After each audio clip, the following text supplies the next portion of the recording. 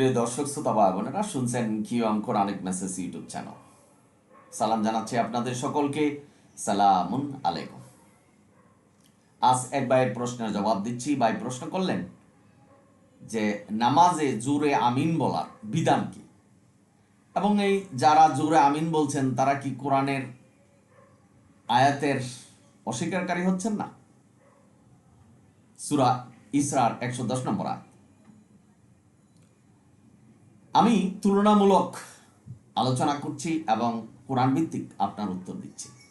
আশা করি যারা দেখছেন এই মুহূর্তে ভিডিওটা না টেনে দেখবেন, উপকৃত হবেন। আমি একটা উদাহরণ দিচ্ছি।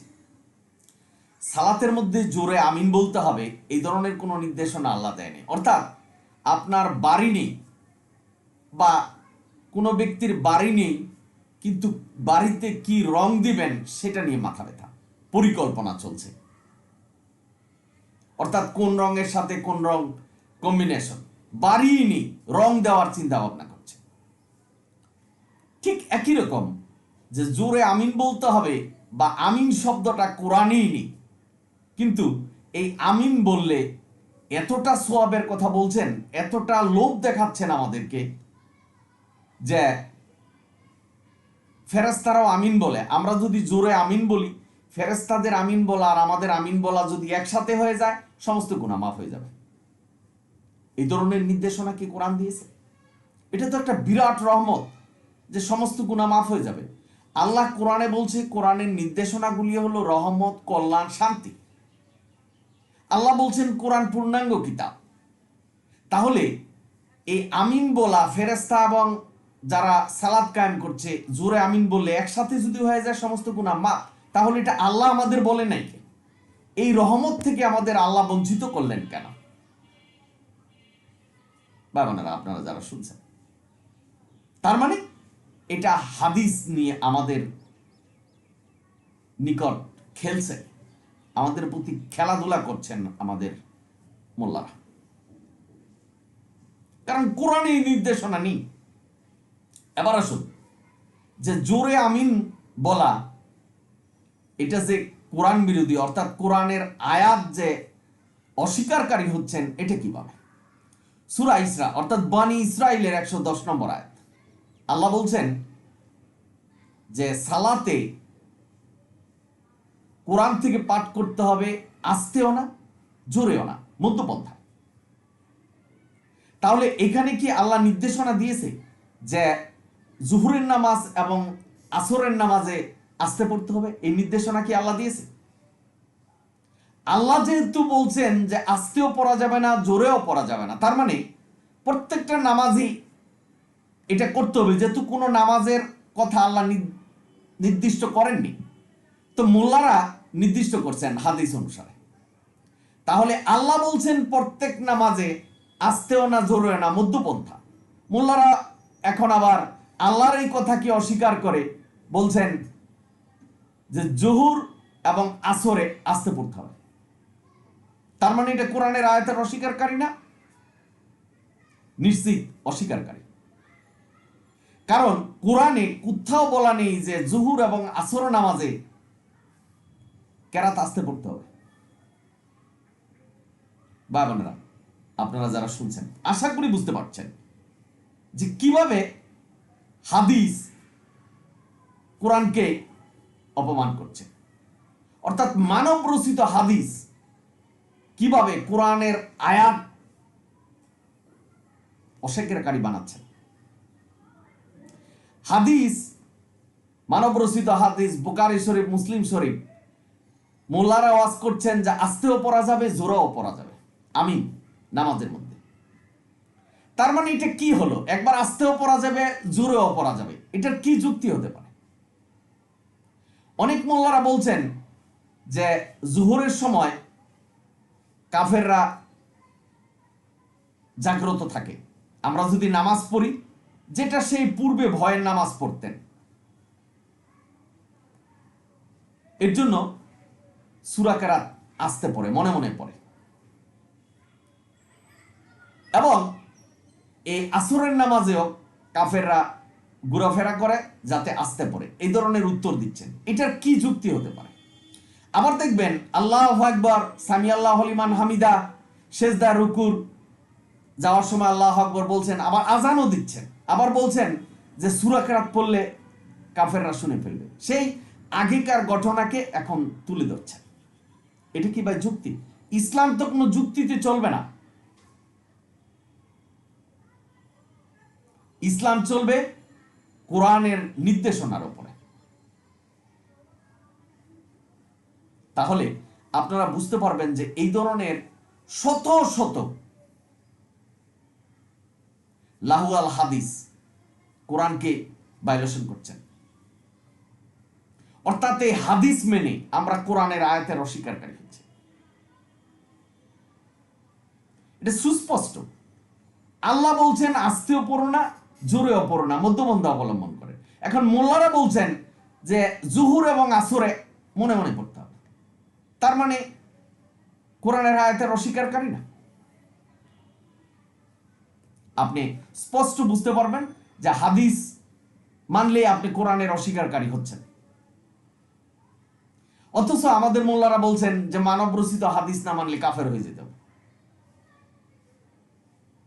আল্লাহ বলছেন যে কোরআনের নির্দেশনা না মানলে কাফের হবে, মোল্লারা বলছেন হাদিস না মানলেও কাফের হবে। তার মানে আল্লাহর সাথে তাল দিচ্ছেন, সাদৃশ্য করছেন হুকুম বিধানে। যেখানে সূরা ইখলাসে আল্লাহ বলছেন আল্লাহর সাথে কারো সাদৃশ্য নেই। আল্লাহ যে হুকুম বিধান সৃষ্টি করেছেন তার কোনো শরীক নেই, আল্লাহ একাই করেছেন। সবচেয়ে বড় কথা হলো যে ফেরেশতার আমিন বলা আর আমাদের নামাজের মধ্যে জোরে আমিন বলা যদি এক হয়ে যায় তাহলে সমস্ত গুনাহ মাফ হয়ে যাবে। এটা তো বিরাট রহমত। তা আল্লাহ কোরআনকে বলছেন রহমত, এটা পূর্ণাঙ্গ কিতাব। তাহলে এই যে সমস্ত গুনাহ মাফ হয়ে যাবে, এটা কোরআনের কোন আয়াতে বলছেন? তার মানে মোল্লারা বুঝাতে চেয়েছেন যে আল্লাহ হয়তো ভুলে গেছেন এটা কোরআনে লিখতে। আল্লাহ ভুল করে না, ভুলের ঊর্ধ্বে। কোরআন এমন একটা পূর্ণাঙ্গ কিতাব যেটা আমাদের ধর্মের জন্য যথেষ্ট, হুকুম বিধানের জন্য যথেষ্ট। আল্লাহ যা ইচ্ছা হয়েছে, যা ভালো মনে করেছেন, যা কল্যাণ মনে করেছেন, যা রহমত করেছেন, সেটাই আমাদের দিয়েছে। এখন আল্লাহ কোরআনে বলে নেই যে সমস্ত গুনাহ মাফ হয়ে যাবে, বা ফেরেশতারা আমিন বলে আর আমরাও যদি আমিন বলি তাহলে গুনাহ মাফ হয়ে যাবে। অথচ আমিন শব্দটা সূরা হামদ অর্থাৎ সূরা ফাতিহার মধ্যে নেই, শেষে। এটা কেউ বলছে জোরে, কেউ আস্তে। অর্থাৎ মাযহাব যারা মানছেন তারা কোরআন থেকে বিভাজিত হচ্ছেন। মাযহাব যেমন হানাফি, শাফি, হাম্বলি, মালিকি, 4টা দলে বিভক্ত। কিন্তু আল্লাহ কোরআনে বলছেন যে কোরআনের রজ্জু শক্ত করে ধরো, তোমরা কোরআন থেকে বিভাজিত হবে না। তাহলে নামাজ কেন পার্থক্য হবে বিভিন্ন মাযহাবের? প্রশ্ন আপনাদের কাছে। সুতরাং ভাই, যিনি প্রশ্ন করেছেন আশা করি বুঝতে পেরেছেন যে আল্লাহর নির্দেশনায় মানতে হবে। আল্লাহ বলছেন আস্তেও না, জোরেও না, অর্থাৎ মধ্যপন্থা অবলম্বন করতে হবে প্রতিটা নামাজের ক্ষেত্রে। মোল্লারা বলছেন আসর এবং জুহুর আস্তে পড়ো, মনে মনে পড়ো। এই যে কোরআনের নির্দেশনা এবং হাদিস অনুসারে মোল্লারা যে নির্দেশনা দিচ্ছেন, দেখেন এপিট আর ওপিট। তার মানে আল্লাহ যেখানে বলছেন যে শিরক করো না, আমি যে নির্দেশনা দিয়েছি এটা পূর্ণাঙ্গ, কোরআনে আমি কোনো কিছুকে বাদ দেইনি। তাহলে মোল্লারা যে নির্দেশনা দিচ্ছেন যে গুনাহ মাফ হয়ে যাবে, এটা মোল্লারা কোন ওহীর মাধ্যমে পেলেন? প্রশ্নটা আপনাদের কাছে। শুধু এটা নয় ভাই, অনেক এই ধরনের নির্দেশনা তারা হাদিস অনুসারে দিচ্ছেন যেটা কোরআনে নেই। এই QM Quranic message YouTube channel আপনাদেরকে এই বিশেষ কতগুলি নির্দেশনাই দিচ্ছে যে কোরআন কি বলছেন আর সমাজে কি প্রচলন আছে। আশা করি ভিডিওগুলি একটু নিয়মিত দেখলে আপনারা বুঝতে পারবেন। আমি এই ভিডিও কিন্তু ইতিপূর্বেই দিয়েছি, দিয়েছে। সুতরাং এখানে সুস্পষ্ট যে জোরে আমিন বলা কোরআনের আয়াতের অস্বীকারী, আর সূরা মনে মনে পড়া এটাও কোরআনের আয়াতের অস্বীকারী। তো কোরআনের আয়াত যদি অস্বীকার করে আপনি নামাজ পড়েন, তাহলে কি নামাজ হবে? এই বিবেচনাটা আমি আপনাদের উপরে ছেড়ে দিলাম। আপনারা সূরা বনী ইসরাইলের 110 নম্বর আয়াত পড়বেন। এখানে কোনো ওয়াক্তের কথা বলে নেই যে এই ওয়াক্তে তুমি মনে মনে পড়ো, এই ওয়াক্তে তুমি মধ্যপন্থা অবলম্বন করো। সব নামাজেই মধ্যপন্থা অবলম্বন করতে হবে, এই নির্দেশনা আল্লাহ দিয়েছে। এখন আমারও প্রশ্ন হলো যে জুহুর এবং আসরে কেন তারা মনে মনে পড়ছে? কোনো মোল্লা যদি শুনে থাকেন, কোনো আলেম যদি শুনে থাকেন, আমি শ্রদ্ধা ভরে আপনাদের মাধ্যমে প্রশ্ন করলাম যে এই যে কার্যগুলি করছেন, এটা কোন নির্দেশনার বলে? কে নির্দেশনা দিয়েছে? এই নির্দেশনা যদি আপনি মানেন, তাহলে তো আল্লাহর সাথে শিরিক করবেন, আল্লাহর নির্দেশনার সাথে শিরিক করবেন। আর আল্লাহর নির্দেশনার সাথে শিরিক করলে কি আপনি জান্নাতে যেতে পারবেন? জাহান্নাম অবধারিত। আমি এই ভিডিও আপনাদের বিবেচনার জন্য আজকে দিলাম, এবং যে ভাই প্রশ্ন করেছেন তাকে আবারও ধন্যবাদ জানাচ্ছি, এবং যারা শুনছেন তাদেরকেও ধন্যবাদ জানাচ্ছি। আমরা হয়তো এইসব বিষয় নিয়ে চিন্তাও করি না, কিন্তু আমরা যে শিরিক করছি বা কোরআনের আয়াতের অস্বীকার করছি, এটা বুঝতে পারছি না। সুতরাং এই কিউএম কোরআনিক মেসেজ ইউটিউব চ্যানেলের উদ্দেশ্যই হলো যে সমাজে কি প্রচলন আছে আর কোরআন কি বলছে এটাকে ধরিয়ে দেওয়া। কে মানবেন আর কে মানবেন না সেটা সম্পূর্ণটাই আল্লাহর হেদায়েত লাগবে আর আপনাদের ইচ্ছা। ইসলামে জোরের কিছু নেই, জোর করে কাউকে ইসলামের পথে আনতে হবে এটাও নেই। আল্লাহ নির্দেশনা দিয়েছে যে কোরআনের সত্য বাণী মানুষের কাছে পৌঁছে দাও, পৌঁছে দেওয়াটাই আমাদের কাজ এবং নবীর কাজ ছিল, জোর করে আনা নয়।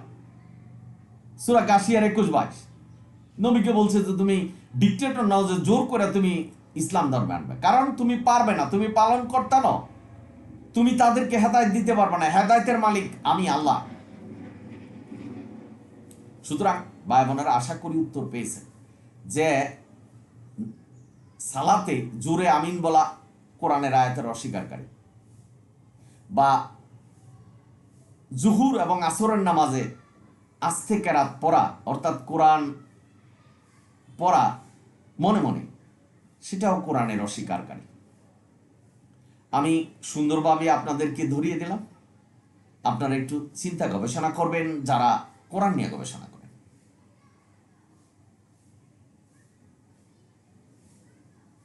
আপনারা সকলেই ভালো থাকুন, সুন্দর থাকুন, শান্তিতে থাকুন এবং কোরআনের পথে থাকুন। আমি অনুরোধ করছি যদি ভিডিও ভালো লাগে শেয়ার করে দেন মানুষের কাছে, কারণ আপনিও শরীক হন কোরআন প্রচারে, শুধু কোরআন প্রচারে। যদি ভিডিও ভালো লাগে সাবস্ক্রাইব এবং শেয়ার করবেন। আলহামদুলিল্লাহ রাব্বিল আলামিন। সালামুন আলাইকুম।